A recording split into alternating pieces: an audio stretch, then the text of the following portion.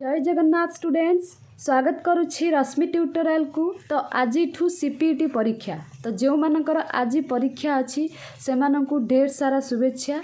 प्रभु जगन्नाथ पाखरे मोर एतिक प्रार्थना रहिबो जो माने सत परिश्रम करिसेंती सेमानकर एग्जाम बहुत भलो हो, जो माने परिश्रम करि भी नाहंती सेमानकर भी भलो हो। बस निज ऊपर भरोसा रखंतु आ भगवान को ऊपर विश्वास रखंतु, निश्चित एग्जाम भलो हबो। तो कौन रही अपडेट टी चलतु जानिदबा।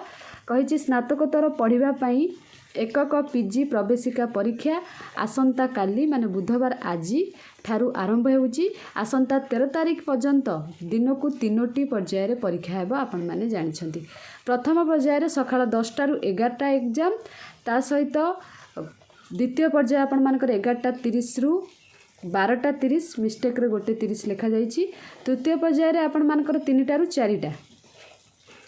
चलित थर 62,544 जन परीक्षा देवाक फॉर्म पूरण करिसेंती। तन्मध्यरु 43,624 जन छात्री थिबा बेले 21,360 जन छात्र और 3 जन तृतीय लिंगी रहिसेंती। समुदाय 112टी शिक्षानुष्ठान रे 28,906टी सीट रे नाम लेखा राज्य प्रवरण मंडली परीक्षा संचालन करुछि माने एसएसबी आपण माने जानिथिबे। परीक्षा सरिबा परे जुलाई 12 तारिख रु 20 तारिख मध्य छात्र छात्री माने सेमानकर स्नातक बा ततुल्य मार्क अपडेट करि परिबे माने ग्रेजुएशन मार्क अपलोड हबो। आपण माने केमिति कोन अपलोड करिवे से रिलेटेड वीडियो मु आपण मानक पई नै आसीबी, जोटा कि आपनकर रहिछि 12 रु 20 तारिख मध्य आपण माने निजर ग्रेजुएशन मार्क अपलोड करिवे।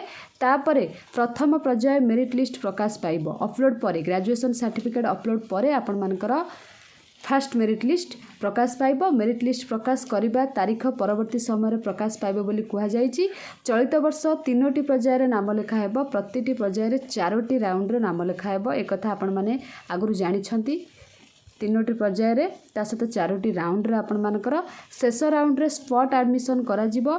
छात्र छात्री माने जो राउंड रे नाम लेखाइबा को चयन हेबे सेही पर्यायर नाम लेखाइबे, अन्यथा परवर्ती पर्यायर नाम लेखा प्रक्रिया रु बाद पड़िबे। ए रिलेटेड आगो को मु आपण मानक पई नै आसी। फास्ट आपण मानकर सिलेक्शन आसिले अन्यंत्र स्थानांतर पई आपण मानकर स्लाइड ऑप्शन अछि। एक कथा जानिछथि फ्लोट फ्रीज ए विषय मु आगु आपण मानको अपडेट दे देछि।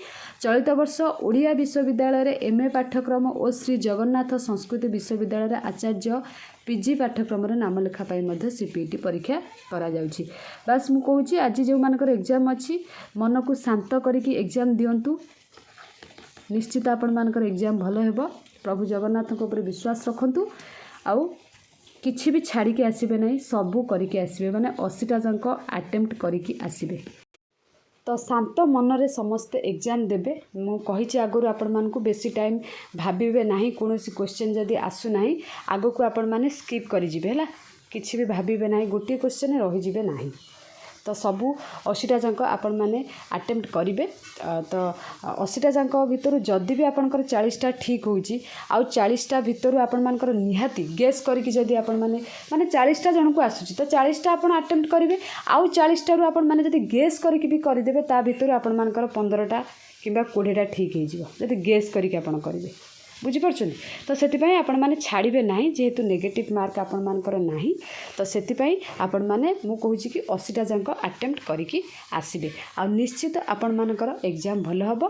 केमिति एग्जाम आज आपण मानकर हबो मते कमेंट सेक्शन में कमेंट निहाती करिवे, सो दैट मु जानि परिबे आपण मानकर एग्जाम माने टाइम आपण माने मैनेज करि परिले कि नाही। मु तो कहि देइथिले आपण मानको केमति कोन टाइम मैनेज करिवे।